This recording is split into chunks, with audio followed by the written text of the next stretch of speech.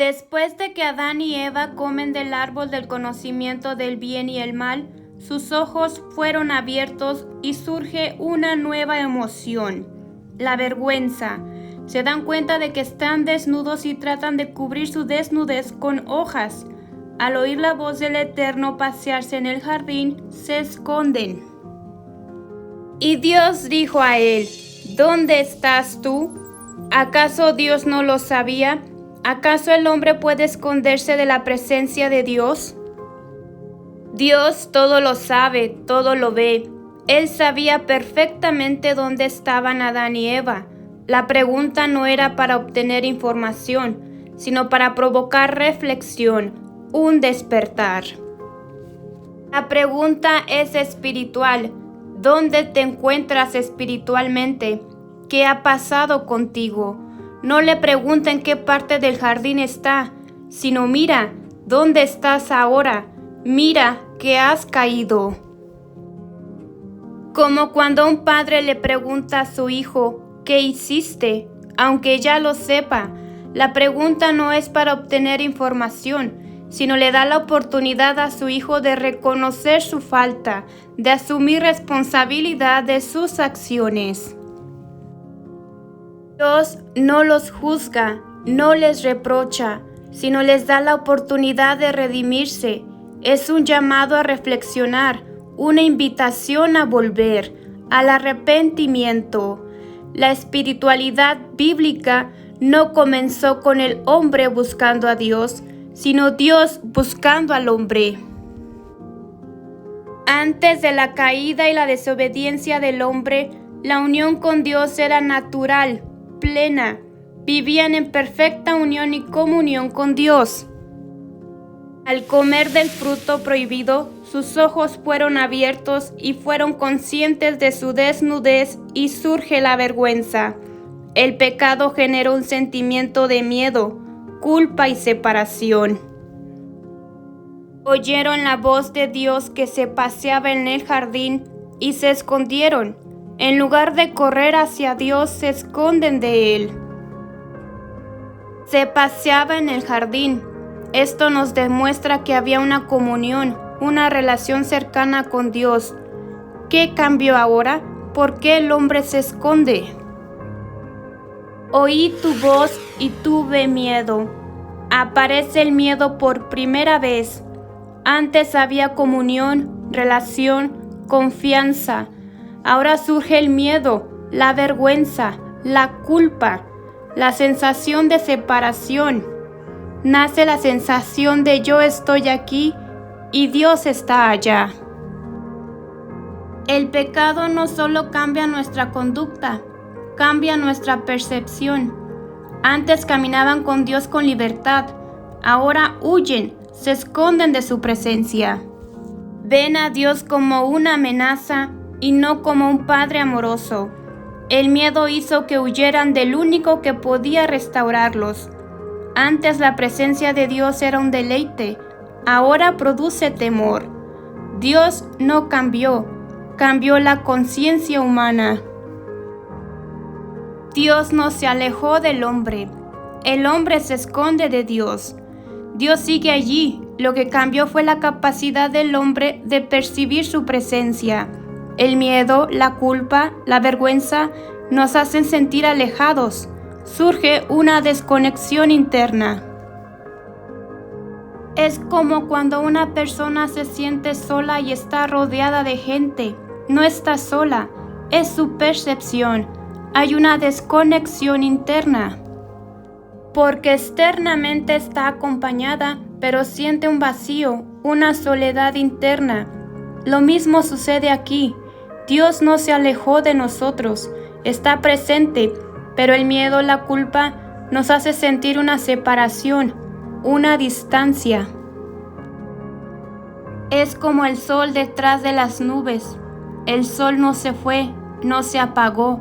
Las nubes solo bloquean nuestra vista. Surge la separación o la ilusión de separación, la cual era necesaria. Antes la unidad y comunión con Dios era natural, automática. Después de la caída, surge la posibilidad de elección. Si nunca nos sintiéramos separados, nunca podríamos buscar verdaderamente a Dios de manera consciente, elegir amar conscientemente. Dios le pregunta, Ayeka, ¿dónde estás tú? Dios no se alejó, sino al contrario, busca al hombre. ¿Acaso el hombre puede esconderse de Dios? Su presencia está en todo, lo llena todo.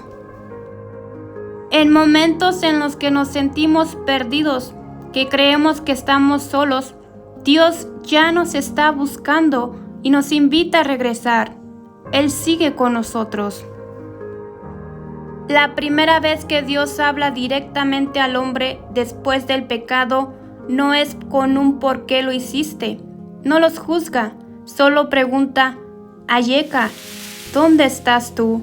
Yo estoy aquí, ¿y tú? ¿Qué pasó contigo?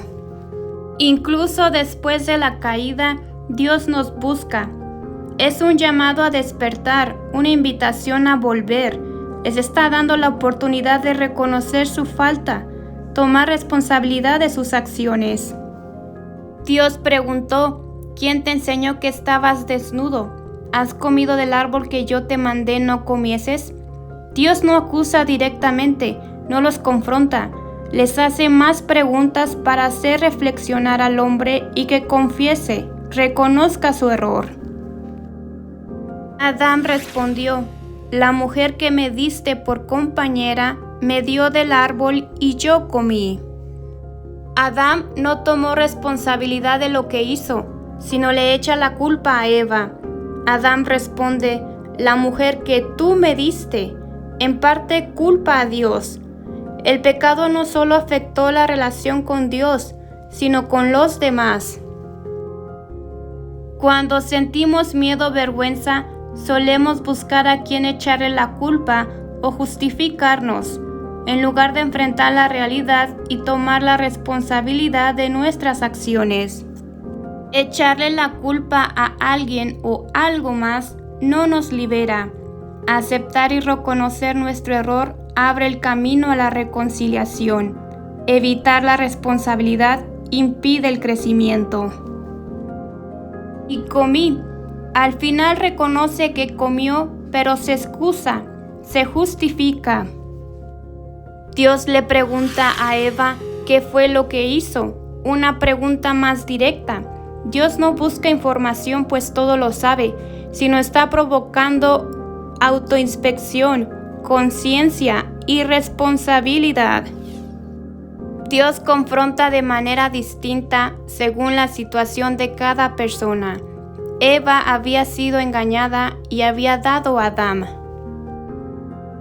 Dios busca que el ser humano se confronte consigo mismo sin buscar excusas. Eva contestó, la serpiente me engañó y comí. Eva admite que fue influenciada, pero no forzada. Ella decidió comer. Culpa a la serpiente, mostrando que su acción fue motivo de un engaño. No admite plenamente su decisión. El engaño fue real, pero no elimina la libertad de elegir. Incluso si hemos sido engañados, seguimos siendo responsables de nuestras decisiones. Y comí. Reconoce su falta, aunque justifica que lo hizo porque fue engañada. La verdadera liberación empieza con aceptar plenamente nuestros errores, nuestras decisiones, sin culpar a otros. Dios busca al hombre, le da la oportunidad de reconocer su error, de asumir responsabilidad, de restaurar su relación. Antes de juzgar o castigar, Dios les da la oportunidad de reconocer la falta y arrepentirse. Pero ambos, Adán y Eva, trasladan la culpa a alguien más. Solo al final aceptan que comieron, pero primero se justifican. Esto nos habla del miedo a enfrentar las consecuencias de nuestras acciones. El ser humano huye del juicio y busca excusas. Algo muy interesante sobre esta pregunta Ayeca, es que son las mismas letras de la primera palabra del libro de Lamentaciones. Eija, aunque se pronuncia diferente, son las mismas letras. Aquí se ha traducido como ay o como, para expresar dolor, pérdida o lamentación. Ambas palabras expresan separación, el alejamiento del hombre de Dios. El libro de Lamentaciones nos habla de la tragedia del pueblo de Israel, la pérdida del templo y destrucción de Jerusalén a consecuencia de haberse alejado de Dios. Es un lamento de un pueblo que reconoce su culpa y busca volver.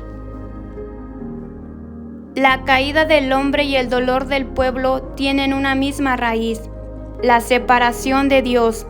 El exilio comenzó en el jardín. Si el hombre no responde al llamado Ayeca, ¿dónde estás tú?, termina en Eija. ¿Cómo llegamos a esto? La separación de Dios trae sufrimiento. Ayeca, ¿dónde estás tú? Es un llamado eterno. Dios no solo hace esta pregunta a Adán y a Eva, sino a cada persona, invitándonos a despertar. Es un llamado a volver. Dios no se alejó de nosotros. Está allí con brazos extendidos, esperando que respondamos su llamado. Dejemos de escondernos. La separación que sentimos de Dios, de los demás, incluso de nosotros mismos, es solo una percepción, una ilusión, no una realidad. Y dentro de esa ilusión se encuentra la oportunidad de elegir conscientemente volver, de amar, de buscar a Dios conscientemente.